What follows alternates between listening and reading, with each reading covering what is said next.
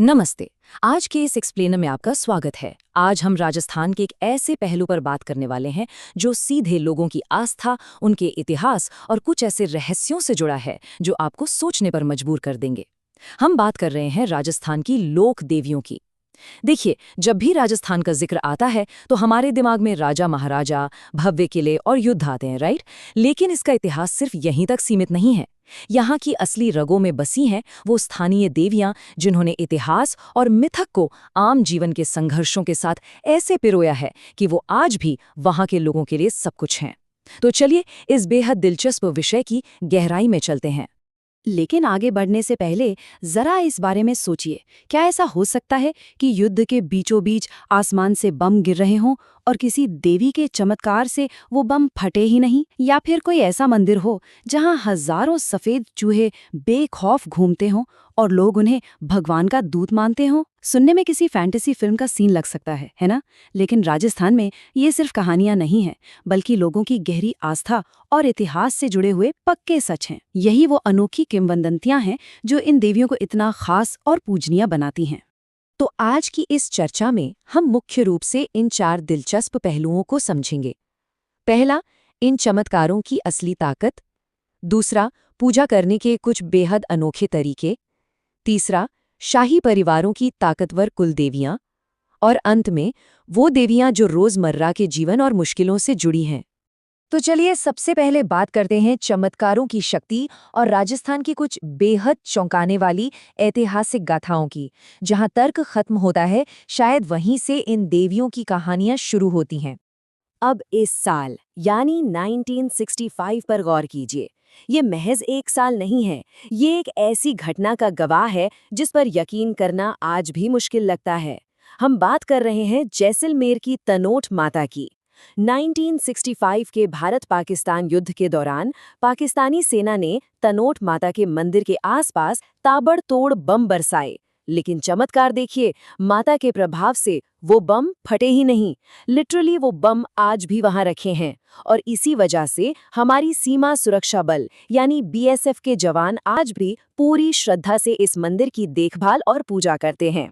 इन्हें थार की वैष्णो देवी भी कहा जाता है। ये परफेक्ट उदाहरण है कि कैसे गहरी आस्था और मॉडर्न मिलिट्री हिस्ट्री आपस में जुड़ सकते हैं। अब जरा इस नंबर को देखिए, 54। ये कोई रैंडम आंकड़ा नहीं है। ये जुड़ा है आउवा की सुगाली माता से, जिन्हें 1857 की क्रांति की देवी माना जाता है। अब जरा इनके रौद्र रूप की कल्पना कीजिए। इनके 10 सिर हैं और 54 हाथ। 1857 के विद्रोह के समय आउवा के चंपावतों और वहां के क्रांतिकारियों को लड़ने की असली हिम्मत इन्हीं से मिली थी। आज भी अगर आप पाली के बांगड़ म्यूजियम में जाएं, तो वहां इनकी ये बेहद ऐतिहासिक और अद्भुत मूर्ति सुरक्षित रखी हुई है। और चमत्कारों की बात हो रही है तो जोधपुर के बिलाड़ा का जिक्र करना तो बनता है। यहाँ सीरवी जाति के क्षत्रियों की कुलदेवी आई माता का मंदिर है। आमतौर पर आपने देखा होगा कि जब भी कोई दिया जलता है तो उससे काली कालिक निकलती है, राइट?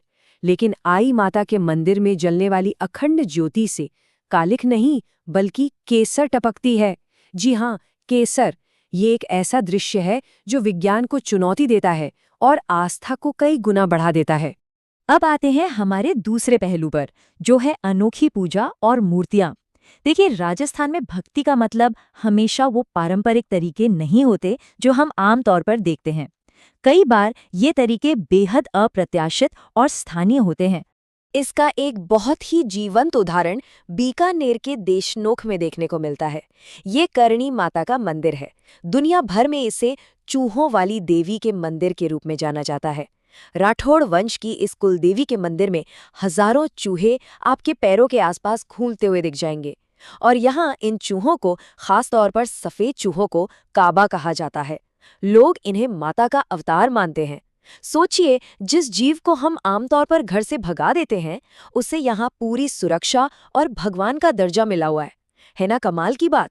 इसी कड़ी में एक और आश्चर्यजनक परंपरा 12 जिले के सोरसन में देखने को मिलती है, जहां ब्रह्माणी माता का मंदिर है। अब पूरे भारत में ये शायद इकलौती ऐसी जगह है जहां देवी के चेहरे या सामने वाले हिस्से की पूजा नहीं होती, बल्कि उनकी पीठ की पूजा की जाती है। सच में ये अपने आप में इतनी दुर्लभ परंपरा है जो दिखाती है कि यहाँ की स्थानीय आस्था कितनी अनूठी है। और जयपुर के चाकसू में स्थित शीतला माता की परंपराएं तो सामान्य हिंदू पूजा पद्धतियों से बिल्कुल ही अलग हैं।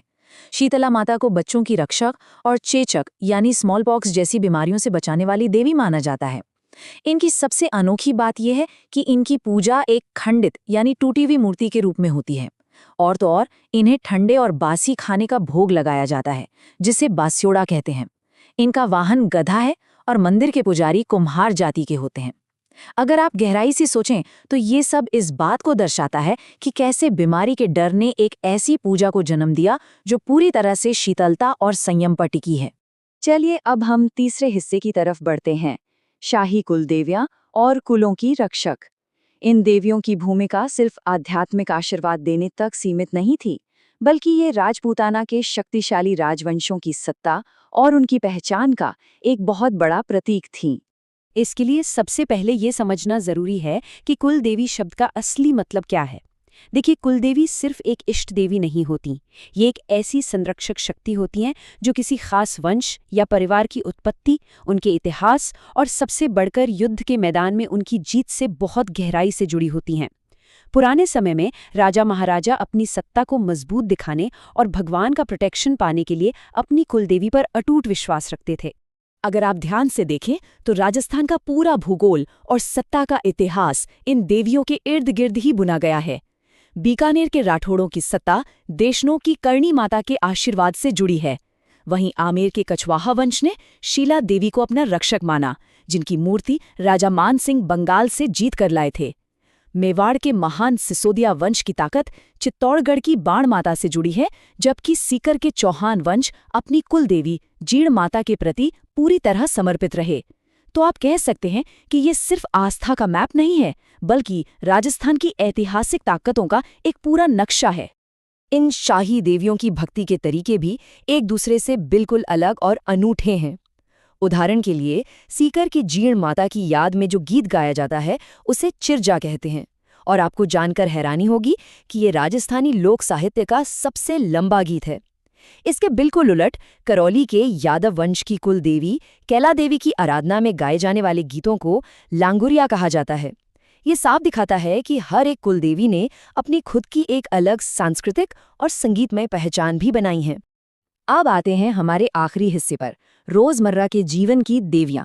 क्योंकि देखिए, देवियां सिर्फ राजा महाराजाओं, युद्धों या बड़े बड़े चमत्कारों तक ही सीमित नहीं है, वो उन आम लोगों की जिंदगी का भी बहुत अहम हिस्सा हैं जो राजस्थान के रेगिस्तान की मुश्किलों और रोजमर्रा की बीमारियों से लड़ते आए हैं।